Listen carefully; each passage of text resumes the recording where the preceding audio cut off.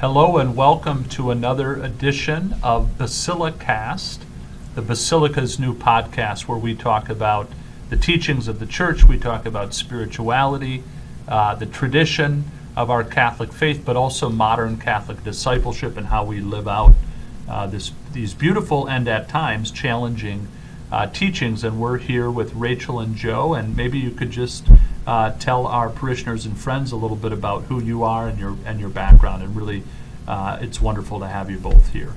Sure.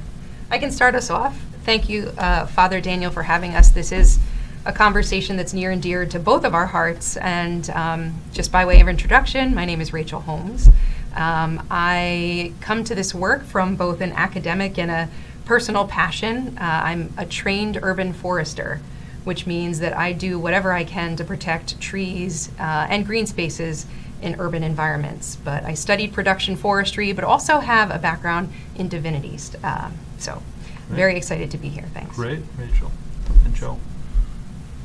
Hi, Father. I'm Joe Fargione. I am married to Rachel, and we're parishioners here, and happy to talk with you. In my professional life, I have a doctorate in ecology, and one of the things I work on is solutions to climate change. Great. Well, that's where we really want to begin. And what we're doing today is we're going to talk about the church's teaching on environmental stewardship. We're going to talk about climate change, the Pope's encyclical, really groundbreaking encyclical Laudato Si. I'll talk a little bit about a recent conference I was really privileged to attend. And then we're going to talk about what are practical ways that we can be more environmentally conscious and that we can do our part to not only raise awareness with regard to climate change and environmental degradation, but also how we can really enter into a lifestyle that's consistent with good stewardship. I'll just start off by saying I've been heartened that Christian communities have come to a greater sense of really understanding that this is our duty. This is God not only gave us the earth as a gift, but also gave it to us with responsibility and with humility to understand that we are called to steward the earth, to till and to keep the soil as we, not only the soil but the earth, to till and keep the earth and all that's in it, and we've been given a particular responsibility. One word about Laudato Si, a sprawling document, theologically rich. It has a Pope Francis sort of style. It also is Ignatian in the sense that it invites discernment and our all the ways that we're called to embrace this really pressing existential issue of climate change and environmental degradation, and that what is the wisdom of the Christian tradition, the wisdom of St. Francis, this great lover of all of creation, who really had a preternatural relationship with nature, really unseen to that degree in the Christian tradition. Is there any part of the tradition, the Christian tradition, or the scripture that really you would like to highlight as kind of foundational? And then we'll get into Laudato Si and what Pope Francis is trying to do. Certainly, I think probably the most noteworthy biblical passage in the environmental conversation is, of course, Genesis in chapter 1, particularly verse 26, and the word dominion. And it's interesting because that one word really put the religious environmental movement on the map. It was actually evangelicals, and particularly Evangelical Environmental Network, that first reflected on that word and how we've perhaps been misinterpreting it throughout the ages. That it doesn't mean, dominion does not mean domination, Right. It actually means stewardship. Right. And so I think that piece in and of itself really is a good starting point for conversation around what it means to be a person of faith and be respectful and mindful of our job as a steward of the garden. Yeah, that's beautiful. I think certainly for centuries that was misinterpreted in terms of like a license to just use in any way that we deem put. And Pope Francis and Pope Benedict XVI before him said the church really comes at this teaching on environmental stewardship between two extremes. One is an anthropocentric view that we are the center of all of creation. Now we're the crown of creation. We are taught that and told that, but with that comes responsibility, that we're set apart in terms of being able to be gifted reason and the capacity to worship God. But all of creation praises God. All of creation is good in itself, not just in terms of our use of creation, but rather has an intrinsic value and worth. And so I love, Rachel, that you started us there talking about this, really careful analysis of what dominion entails and what it doesn't and what it's contrary to. So, Joe, any thoughts in terms of kind of rooting our conversation biblically? I like that in addition to that recognition of the intrinsic value, it also talks about our duty to each other and to future generations, and how we are degrading the earth to the point where it's really impacting people's lives and health, and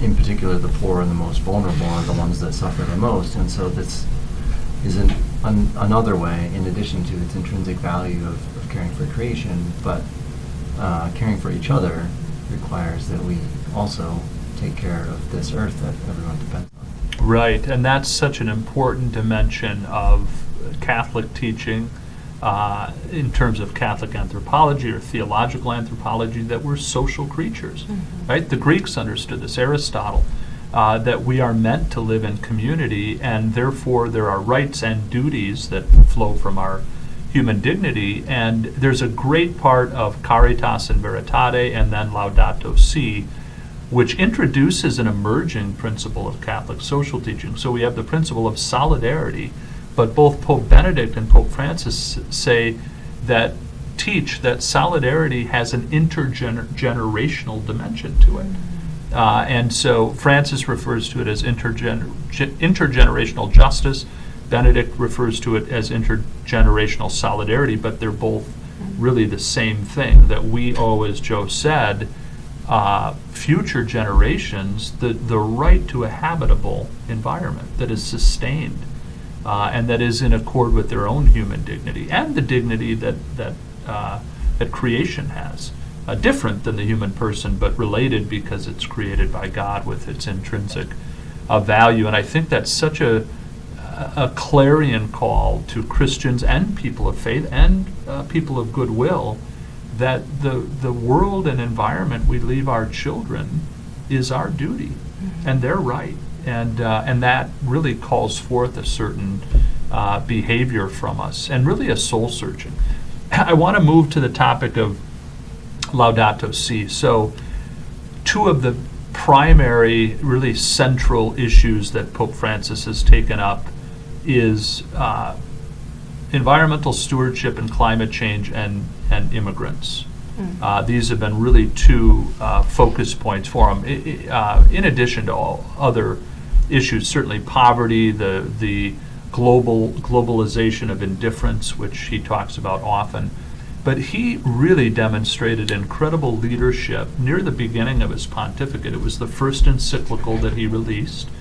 He clearly saw it pressing in terms of time. He did it ahead of the Paris Accords, the climate accords, to try to marshal global attention and global will to really bring us to the sense that there's something wrong. So the beginning of the document really names the harm.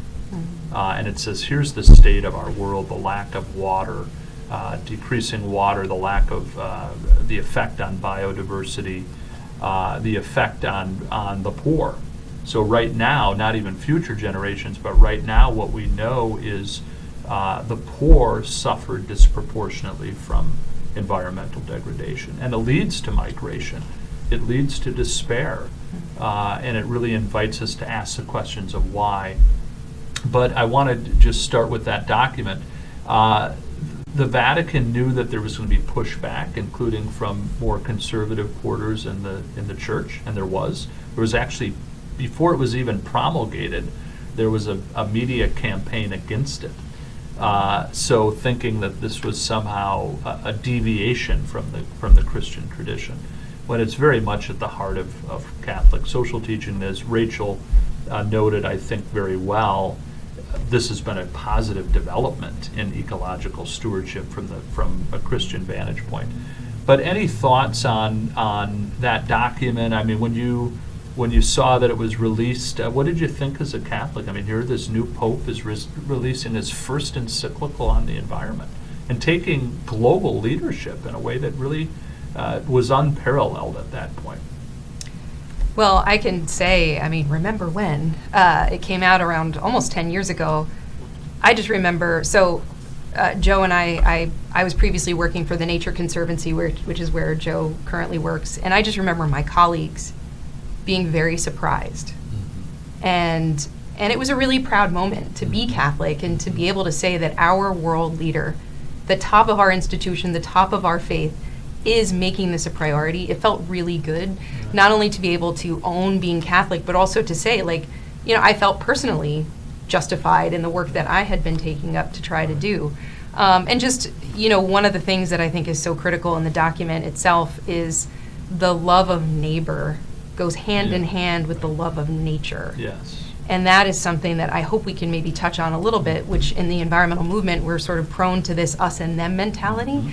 But, you know, fundamental to our ability to change the way we think about the world and change the way we act towards nature is the need to see the other human as part of ourselves and part of the greater communion of God. So, but yeah, 10 years ago when it came out, I just remember people calling me and being like, "Did you see that thing?" And I'm like, "Yes." Right. Yeah, I did. So. And there were a lot of non-Catholic, non-religious leaders who read it. It was meant for the entire community, global community, and it really had an effect on people. And it was a proud moment, I think, in terms of, you know, the Catholic teaching.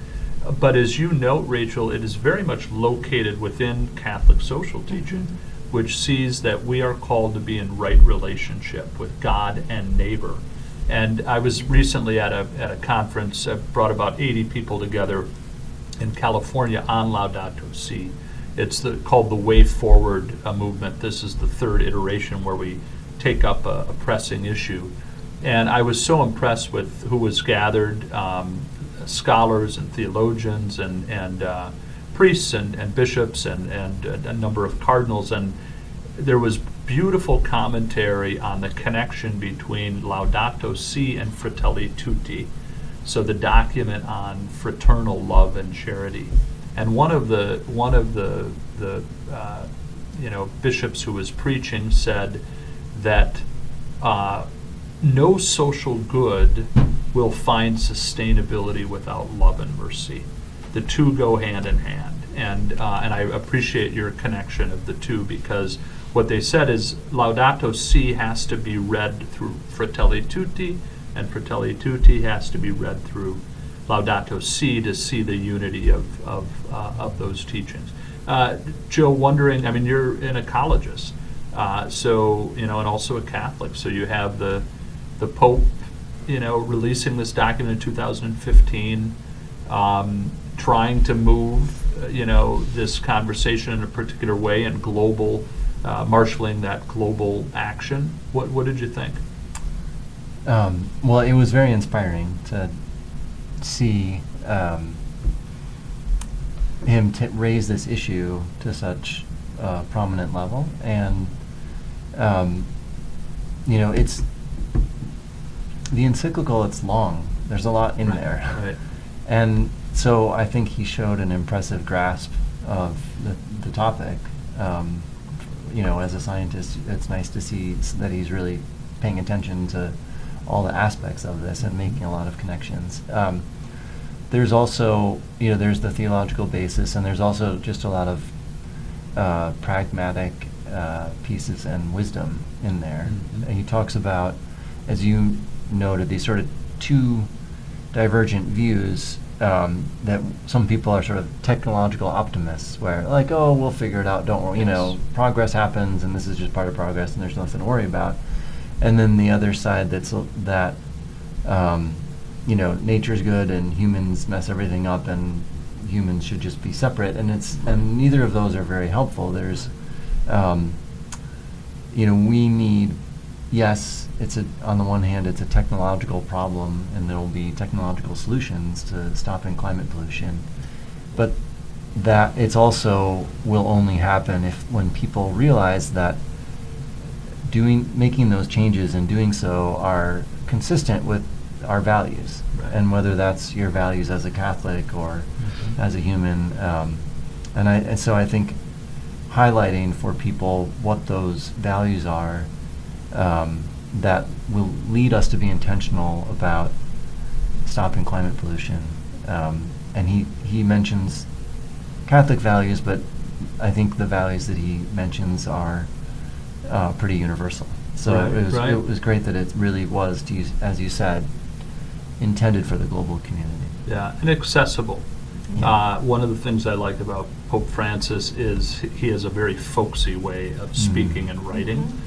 And, he uses evocative phrases. One of the things that was remarkable about the document, and I think really helpful, is that he didn't just come with the wisdom of the different popes and successors. He turned to the various Episcopal conferences and scientists, and he himself, that was his background. He was a scientist in university before he felt the call to priesthood. So he obviously has a very able mind and a good theological mind, but also a good scientific mind.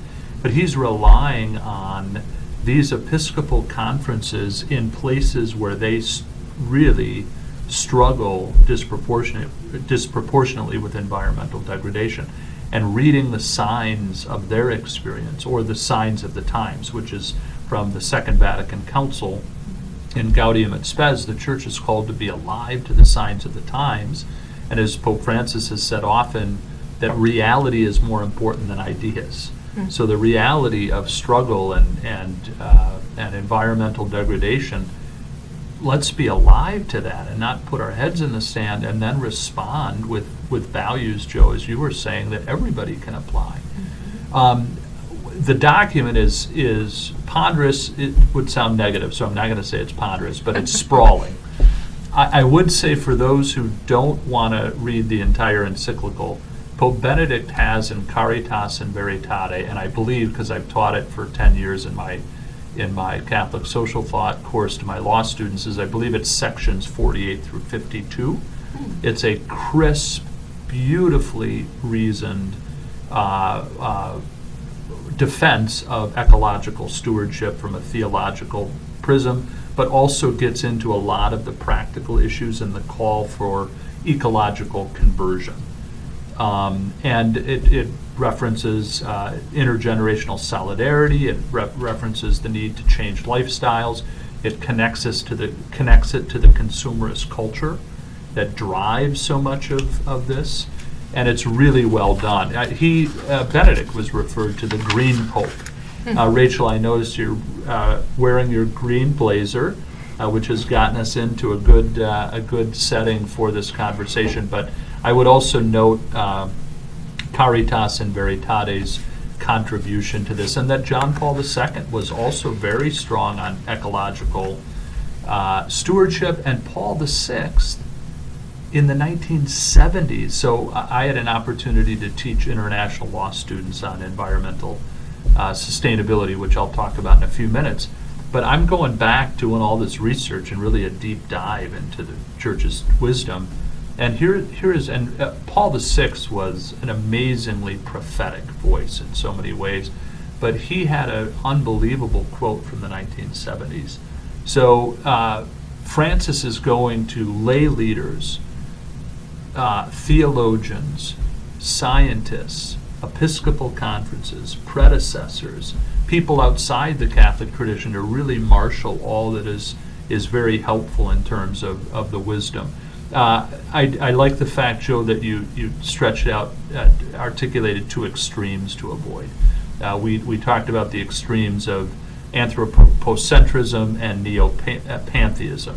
And neopantheism is that, everything is God, and doesn't make the distinction that everything in terms of nature is just like God, and not making proper distinctions in terms of creator and created order. And I'm not a theologian with a D at the end of my name.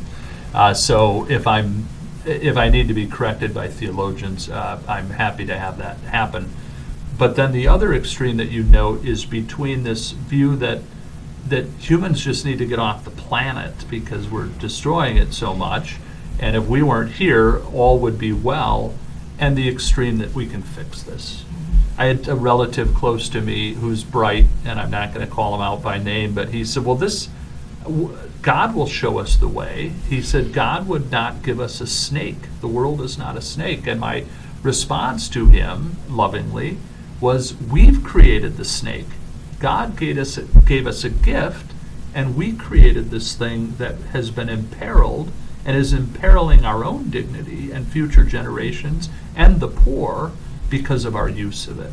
God gave us this gift, and then, as Rachel noted, stated to the tilling is to work with it, the keeping is to sustain it, and the dominion is in accord with biblical stewardship.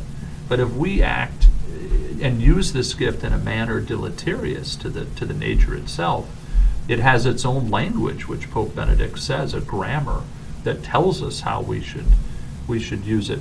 But one quick thing, and I would like you to see what you would say in terms of commentary. In Laudato Si, Pope Francis talks about the technocratic paradigm. And he's quoting another great theologian, Romano Guardini, a German theologian. And this is the idea that technology will just be able to conquer everything, and that we don't approach things with a sense of humility and our own limited ability, and that if we put all of our eggs in the basket of technology, without the lifestyle change and the values and virtues, that will come up empty. I wonder if either of you can comment on that. Yeah, I think that there is that middle path is that, yes, we do need, there are technological changes that will fix this, but in order to achieve them, we need to take action ourselves and be intentional about the changes that we want to see, and those are things that will carry over, both in our personal lives and in society, that will make the changes in our energy system and how we, our transportation, our food, and our agriculture that are causing all these emissions. That we need to change all those systems, and that those are things that we can do both in our lives and that we can work for more broadly in society.